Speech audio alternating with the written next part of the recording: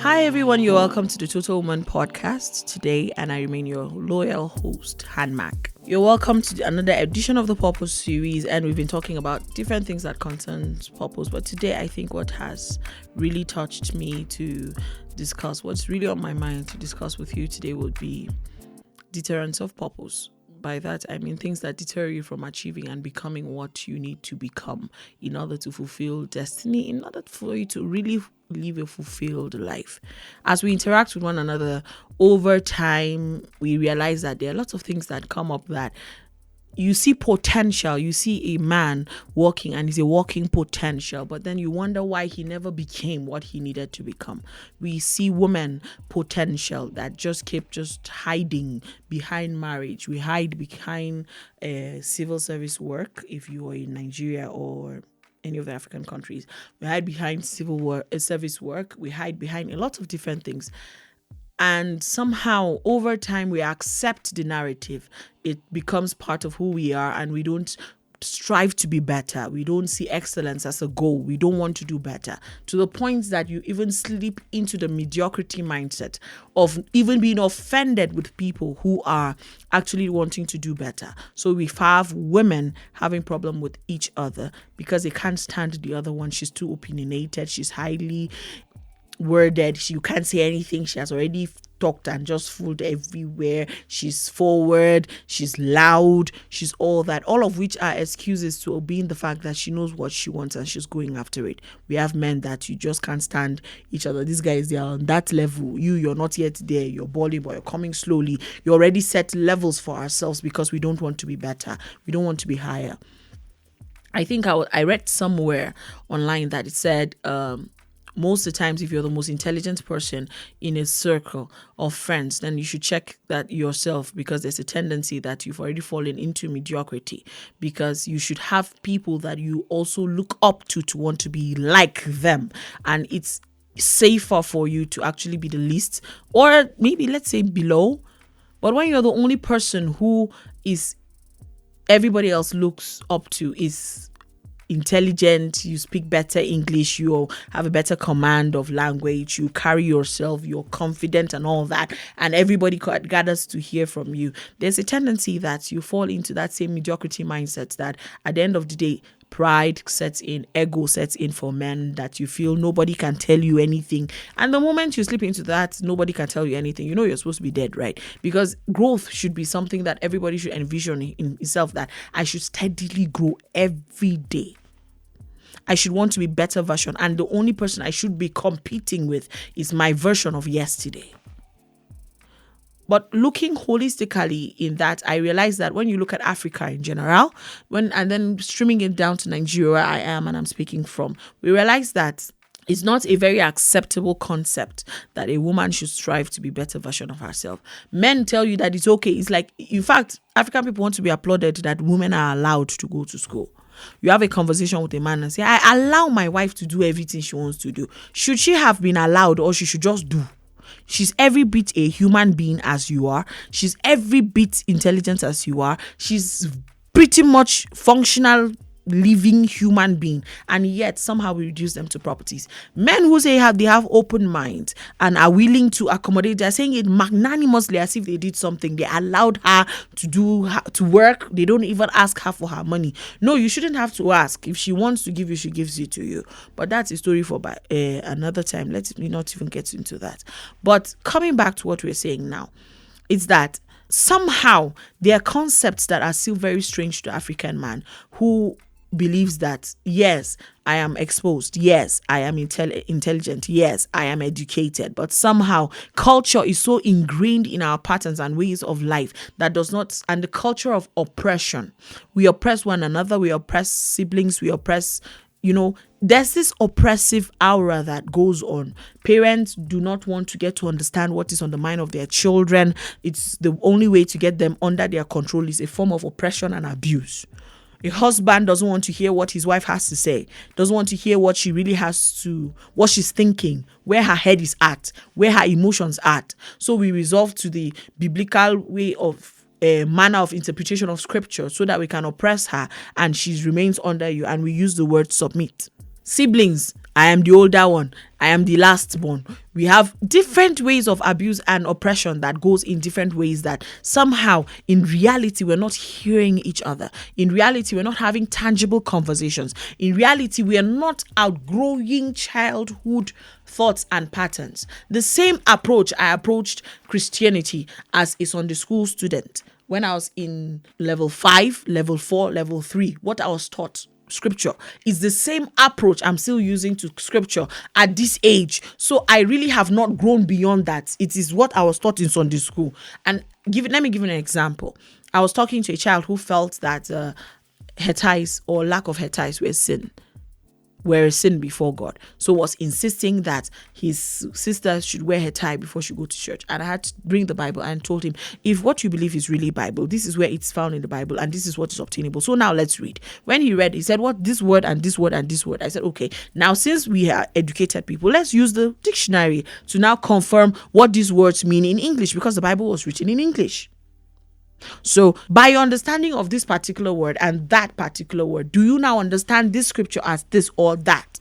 And he was like, okay, he didn't think of it like that. I said, good. So sometimes we should outgrow being spoon-fed to actually trying to read about things and get to know it. I stumbled upon a particular, was it a joke? I said, if you want to hide anything from an African man, you put it in a book.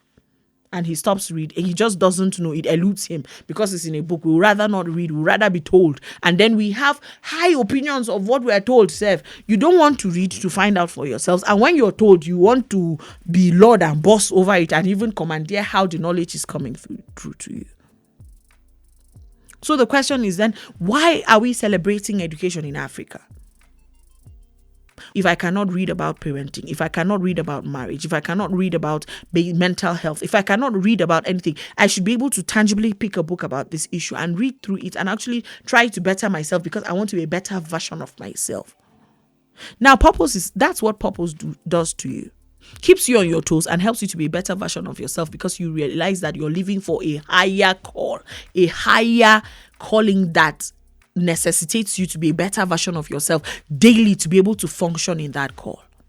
Brings you into a life of fulfillment. That I have pure joy. It has nothing to do with money. It doesn't have anything to do with who is hearing or who is not hearing. It is that I am not chasing a mirage. I actually understand and I'm reaching out to that one person. I'm being impactful. I'm living the best life. I'm living my best life daily, regardless of the outcome. And most of the times we reduce every outcome. Every successful person should be very rich, right? Unfortunately, success needs to be redefined. Because I've met some very rich, miserable people. So, going back to deterrence, things that never help you, they don't encourage purpose, deterrence. And today I would like to talk about, I think I've been overflogging it, but I still think I want to talk about religion as a deterrent. Mainly because we go to different churches.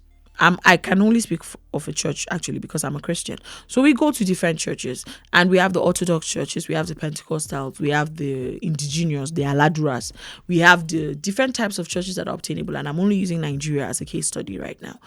But everywhere you go, you discover that there are different denominations, and in all those denominations, they believe in different things.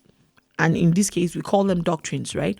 Their doctrines inform their rules, their do's and their don'ts in whatever congregation you find yourself in.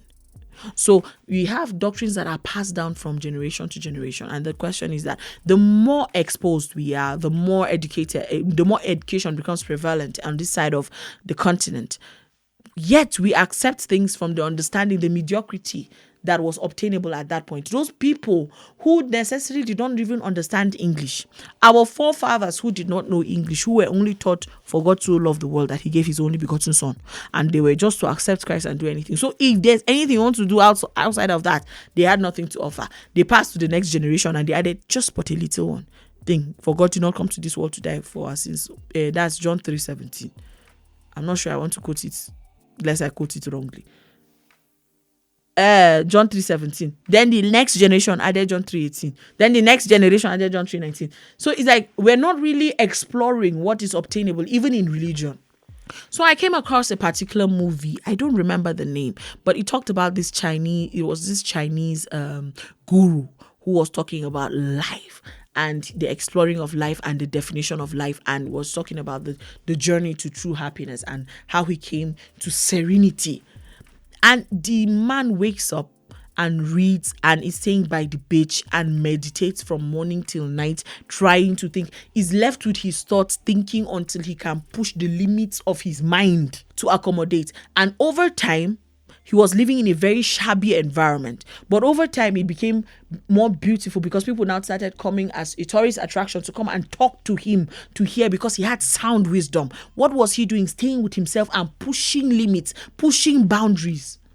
From that hut, he had redesigned the house, aerated, where he can accommodate visitors, and people now come and do the same thing. He now teaches people the same thing. They come to do the same thing, and it was based on a real life story. The movie was based on a real life story. They come to do what? Just come in tune with their inner self.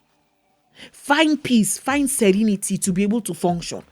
So then I also stumbled upon the fact that they said at that point the story was about a particular company that was about to go bankrupt, and the CEO himself was out of himself. He was mental health and having a lot of things. So he had to now get in contact with people, and they went with his the board together because they were young people, and they went there to go and find themselves again, to redefine themselves and redefine where they are at so that they can go and function. And they came back and everybody had a fresh perspective. They started having fresh ideas, not because anybody else told them, but because it was obtainable in them. But a lot of things had choked the life out of them that they could not function. Things passed down to, so it's like there's society, we have doctrines of religion, we have society has its own doctrines. Based, you're a woman, this is what is obtainable. You're a man, this is what is obtainable. At this age, you should start getting married. At this age, you should be having children. At this age, a man at your level, you should be this at your level. Who says whose level is? And, I was going through online that day, I saw the fact that Obama became president at 49, right? At 49, Trump, 70. All of them presidents, and everybody had his turn. And everybody, depends on your bias or your belief system. Everybody did well to the best of his capability and what he had inside. But my point is that the labels obtainable outside has stereotyped us to the point that we're not even thinking, we're not reading, we're not thinking, we're boxed in. So there's this mold that everybody has to fit, boxes you have to check. So the average woman who wants to find purpose, the average man who is trying to find himself in all these labels that are obtainable in this society now that we find ourselves, has to struggle between all these It's like you're walking through a minefield. Every misstep, it will blow. We had a conversation with my mom not too long ago, and it was mirrored round about. I said, generally, our mothers, African mothers, I don't know what we're thinking, because a girl is in secondary school, you tell her not to have a boyfriend. She's in university, we say, please don't have a boyfriend. Try not to have a boyfriend, please. We don't want. I know that they're telling you to own your body, own your sexuality, live in your truth, or do it. It's just don't get pregnant, don't embarrass us. So when the moment you're finishing school, they ask you, who has come? How was I supposed, if I was to follow your standard, how was I supposed to meet the man? Was it supposed to be a spiritual encounter? The pressure becomes, who is coming? And then the next thing, you're gathered from one prayer house to another prayer house to another prayer house. Husband is not coming. Husband, she has finished university. She's going for service. By the time I went to service, I remember one of the ladies who came from Lagos told us that this is her last chance. I said, last chance for what? Said this is the last chance for her to find husband, because they said after service, if you've not found man, there's the tendency that you come and be very old at home. You not find husband. I was wondering. And at that time, I was having a relationship that I wanted to break during service, to start afresh. I wanted to breathe. And this person was saying her last chance. And that's what she felt. No matter what I tried to say at that time, it didn't make any difference to her, because as far as she was concerned, that was what her mother told her. So she had taken it hook, line, and sinker. That's what she wants to do. You should go around having different mindsets, opinions that have been drummed down your throat and you've swallowed them. And the most annoying part is that we accept. I think for this generation, what is painful is that we actually accept. I can choose to take my time and say I want to be left alone. I just want to discover and just go minimalist.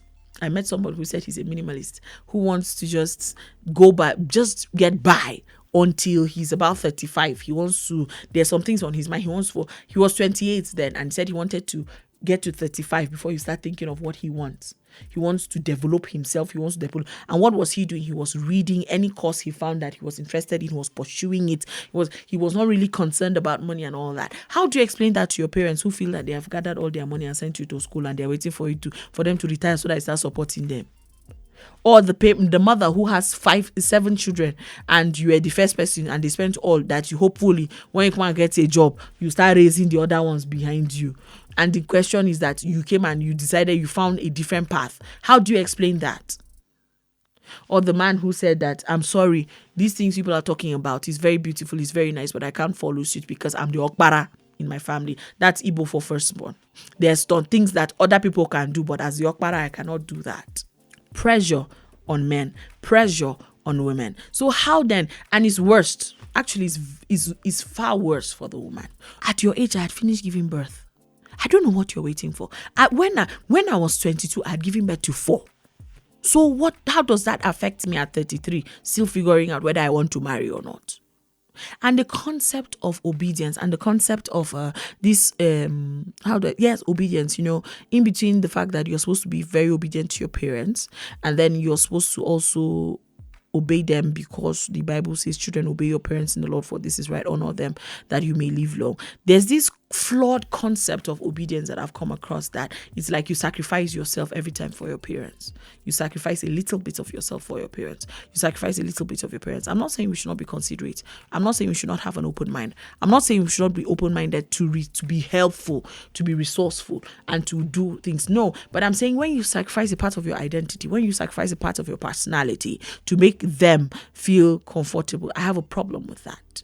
Because I believe that if God created you, or whoever I think created you differently, whatever makes you you is what makes you unique. Individuality should be celebrated. It should not be what breaks us apart, but it should be celebrated. That everybody gets to celebrate himself for who he is, and there should be acceptance of individuality. So it is then chalked off as bad character. No, she's just too loud. She's not wrong. Try to be calm. I'm not that way. I was not made that way. Sometimes when people start talking too much about a person's personality, I have a problem. Sometimes I want to tell them, try reading this book, Tim LaHaye's book, Why You Act the Way You Do, and then the Spirit-Controlled Temperament. Try reading sometime. Maybe a little exposure will make you not put others down in a hurry because you believe you're a particular kind of person and hence everybody should operate in that kind of order. You're not the standard. You cannot be the yardstick. Then we have lack of home training, basic development of character, things that should make you a better version of yourself. We have people that are mannerless, who no matter how much stock is in them, I still will not listen to them because they just don't have manners to be able to comport themselves, to be able to do things that will appeal to you. They're just generally rude. Basic decency of life, basic respect. So you have this call and you feel that you're supposed to go out and feed the nations. I met I will never forget. She did a number on me. That was like 10 years ago. She was working and she wakes up in the morning. She does not make her bed. We happen to be in the same space at that time. She doesn't even make her bed. She just goes out, doesn't look for water, goes out and carries the water people did and takes her bath and goes to work. After just being disrespectful and not being helpful and taking people for granted, she still has the guts to ask you for a shoe or a bag or something to use so that she go to work and tell you that her own, they've been seeing her too much with it, so she wants you to give her. And when you give her to come, she comes back and enters that blanket of hers on that unmade bed and lies down and is either reading her Bible or reading a book or online or doing something, but just not being helpful, and is waiting for food to be cooked for her to eat. So one of those days I engaged her. I said, what exactly is she doing? He said, what? I said, you're always reading. What exactly? Said, God has already spoken to her. I said, spoken to you about what? He said, God has told her she's going to be the voice of the voiceless. She's going to feed nations. She's going to do this. The people have to like you. The people have to be able to tolerate you first. Me and you are in the same room. I barely can cope. How are you going to meet those people again? How are you going to be their voice? Because if I can't stand you and I'm supposed to be with you, then the people that you're going to meet to help them, because it's not like you have the money. Being a voice of the voiceless, being feeding nations and doing lots of things that you felt you have been spoken on already by the prophet or by your man of God, which takes me back to religion again, by the man of God and all that. Basic character is lacking. You are rude. You cannot live with people. There is no content. You're just there's no contentment. You're still borrowing to look good so that you can command respect. You're still a lot of things that were just not in order. And I'm being very polite. So then this kind of lady, and then tomorrow is unmarried, and then you say, why is she not married? And they say it's foundation. No, you have bad character. No man can stand you. You're lazy. No man can stand you. You're lazy, hence the women are running. So as for the man, it is not because you have not been able to amount to much. It is not because you are not yet gotten a job. That's why she's running. No, it is that she sees potential, but the potential is not putting itself to work. So she can't marry, I want to. She can't commit to, I want to. I am planning to. Plants don't feed people. Plants don't take care of my needs. Plants don't make my hair. Plants don't give me clothes to wear. I am planning to. So we cannot marry I'm planning to. The brothers, guys, the reason why the girls are running is not because they cannot see the potential. They see the potential, but you're not doing nothing about it. You're still sitting. What do you have to prove for that as proof of that potential? Lady, what do you have as proof of that potential? Because if you have it all together, every man should want to have this woman. If you have it all together, every girl should want to be married and associated with this guy. So it's not because people are running away. I remember sometime in my life that a man met me and said he wanted to marry me. And I said, why do you want to marry me? Consider the fact that he just met me. You can't just walk up to me and tell me you want to marry me. He said, because he has potential. I said, so what business do I have to do with potential? He said, my parents were comfortable and my dad was into politics then. And he said, he sees that he thinks he has a political potential and he sees that my father can be his benefactor and can sponsor him. So for all that he is doing now, but he promised me he has potential. I said, so, okay, since it's now becoming a transaction and it's becoming a contract, what then do you bring? He said, he promised he will love me all his life. I said, no, I'm not that desperate yet. I'm very young and I'm not that desperate to want to just settle for anything. And I asked him, I said, I think you're more in love with my father and his resources than you are with me. Maybe you should find him and have a proper conversation and see whether he'll be willing to bankroll your political career rather than coming through me to want to marry me. I don't think you should want to use a human being like that. He was very offended and said, I'm rude. But I felt that was a very proper thing to say to anybody. You don't use me. And even if you want to use me, what do you bring to the table? Love? That's not enough. So potential and love is not enough. There are some things that have to be added to the mix to make it worth fighting for. I see potential in this man. I see potential in this lady. And I see her being intentional about becoming what she thinks she is. I can't help but commend her for who she's becoming, regardless, because I know what she's up against. Now that is a good recommendation. And whether we like it or not, on this side of Africa, we are up against a lot. It takes a lot of courage to pursue, regardless of what is facing you right in the face, to pursue purpose, to be intentional about you, to want to invest in you, to believe that you are a worthy brand and want to intentionally invest in you as a brand and make it work and be an inspiration to others. And that's the whole idea of purpose. Be an inspiration to others. Upholding one another, that when somebody now hears me and says, oh, and I've been thinking of this, I thought I'll be a very good anchor. I thought of this. So if Hannah can do it and can actually have these conversations, that she's not afraid to own up to all of this and call them what they are, then it means I can do it. And everybody begins to contribute his own quota. Guess what? We will not be where we are again. We now cannot just say God called us, but guess what? We are now definite contributors to society. We begin to influence even society. That's why I had a problem with sitting duck and praying and trusting that what you're waiting for, what you're hoping for, what you want to come into will come and drop on an angel's wings. Get up and work. And if you're very religious and you're listening to me, let me also admonish you with the story of Moses. The question God asked him, he said, what do you have in your hands? So if God was to come, let's assume that you believe in God. If God was to come right now and ask you, what do you have in your hands? What would be your response? So in this discussion of deterrence of purpose, I discover that over time, and when you start pursuing this purpose, I discover that over time you begin to realize issues about yourself that you need to deal with. You begin to see roadblocks that are actually a function of your personality that are also obstructing you from achieving. And I hope that you're intentional to work on them, because I, Hanmak, the host, is intentional about working on mine. I hope to God that you're intentional about working on yours. But if you have found that as a blockade and have been unable to move past it, I want us to reach out to us and let's talk some more. You remember, we're still on social media platforms, right?